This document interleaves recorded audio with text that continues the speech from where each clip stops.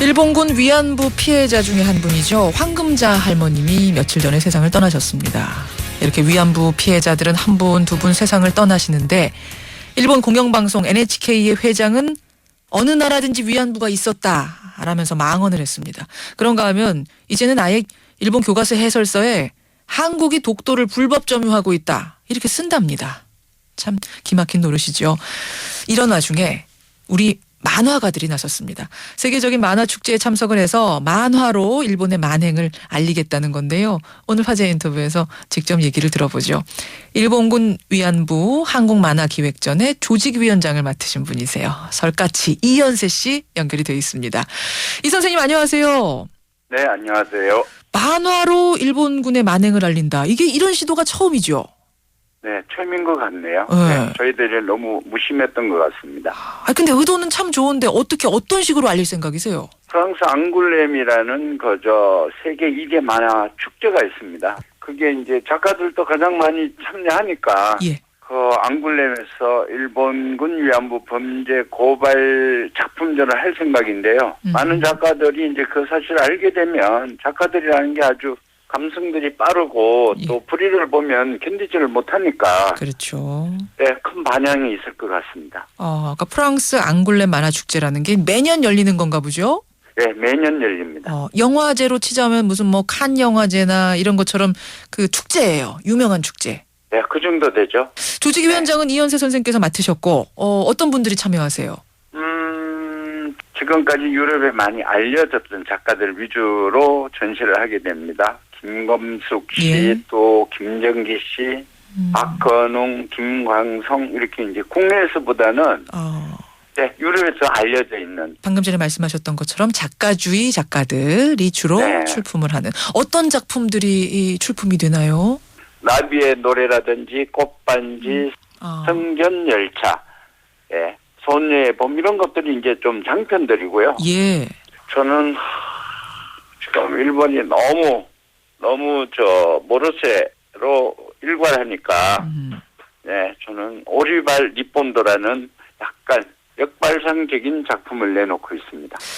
근데 소설이면은 이제 글로 이렇게 쓰고 나머지는 독자가 상상을 하는 시기지만 만화는 그 실상, 무자비한 실상을 다 그림으로 표현해내야 되니까 이게 쉽지는 않았을 것 같아요.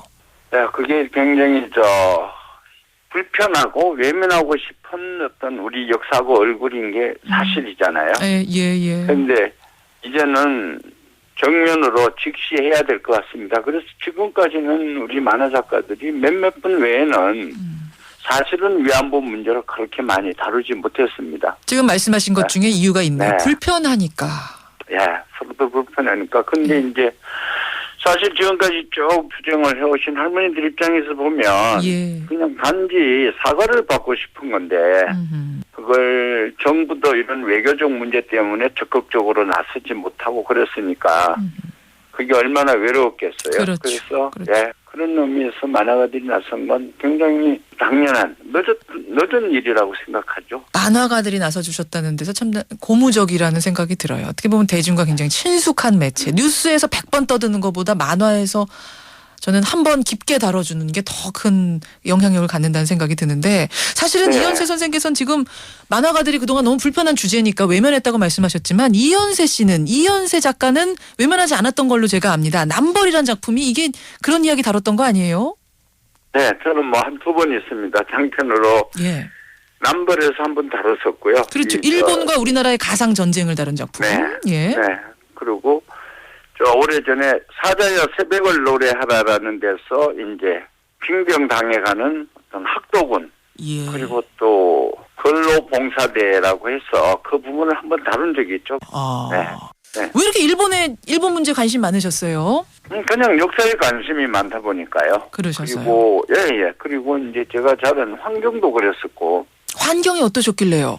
우리 할아버지가 만주에서 일본군 순사한테 총살 당해서 돌아가셨거든요. 그래서 아이고, 그런 아픈 역사가. 네, 그리고 우리 할머니가 또 만주에서 오래 사셨고 그러다 보니까 아무래도 제가 가지고 있었던 그런 많은 유형의 그런 피해 의식을 극복하기 위해서 많이 노력을 했죠. 작가로서 젊었을 때부터. 그렇군요. 네. 그렇군요. 그런 개인사를 바탕으로 해서 더 절절한 작품들이 이렇게 나왔던 건데 이런 와중에요. 일본 NHK의 신임 사장이 어떤 말을 했냐면 어느 나라에도 위안부는 있었다. 이런 얘기를 공개적인 기자회견장에서 했습니다.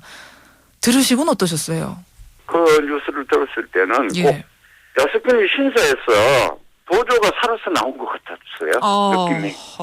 네. 국가의 어떤 폭력에 의해서 이 유린된 개인의 존엄성에 대한 문제인데 그렇죠. 이 부분을 이해를 못하고 있는 것 같아요. 그러니까 살인을 저질렀는데 나만 저지른 게 아니라 저기도 저질렀다. 이런 쪽식의 어떤 양비론 같은 것들을 들고 나오니까 그런 사람이 지금 거기 NHK의 그 대표인데 그렇다고 보면 나이론 또는 일본의 그 우파들에서는 얼마나 많은 그런 사고를 가진 사람이 있다는 거예요. 그것은 너무 끔찍한 일이죠. 섬뜩한 느낌. 네, 섬뜩하죠. 어제는 무슨 뉴스가 나왔냐면 일본 교과서 중고등학교 그 교사들이 보는 해설서에다가 한국이 독도를 불법 점유하고 있다. 이런 표현을 집어넣는답니다. 이거 어떻게 해야 되나요, 우리가? 그러니까요. 그러니까 이 부분도 이제는 정면으로 그게 이제 국가들끼리는 해결하기가 굉장히 민감한 문제들이잖아요. 외교 경제적인 문제 때문에.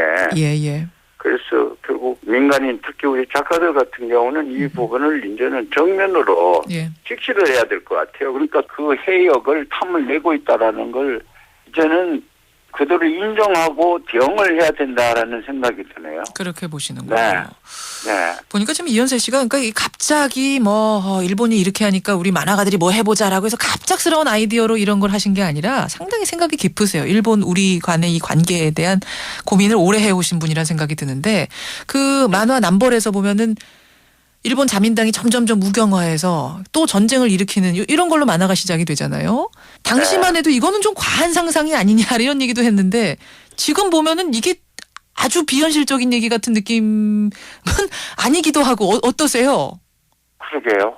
20년 전에 제가 그 작품을 할 때만 해도 약간은 황당하다라는 그런 생각들을 많이 하셨던 거거든요. 그러니까요.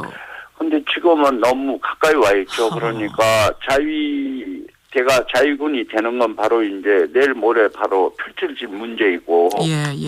저는 그 세력을 사무라이 세력이라고 보고 있거든요. 사무라이 세력에서부터 시작한다. 네, 그렇죠. 그러니까 주군의 명령이면 자기 목숨을 아끼지 않고 뛰어들었던 그런 칼들이거든요. 사무라이의 칼은. 그렇죠. 그래서 자기 목숨을 아끼지 않기 때문에 남의 목숨도 관심이 없거든요. 그게 가미가제로도 또 재현이 되기도 한 거고. 그러니까 사무라이의 금이라는 게 그런 거거든요. 그러니까 일종의 주인이 주는 밥을 쭉 먹고 있다가 주인 외에는 모든 사람에 대해서는 적대시하는 그런 개 같은 존재이기 때문에 우리나라의 금하고는 굉장히 다릅니다. 우리나라 금은 사실은 이 방어하는 금이거든요. 먼저 쳐들어오지 않으면 치고 나가는 금이 아니거든요. 우리는 기본적으로. 공격이 아니죠. 그렇죠.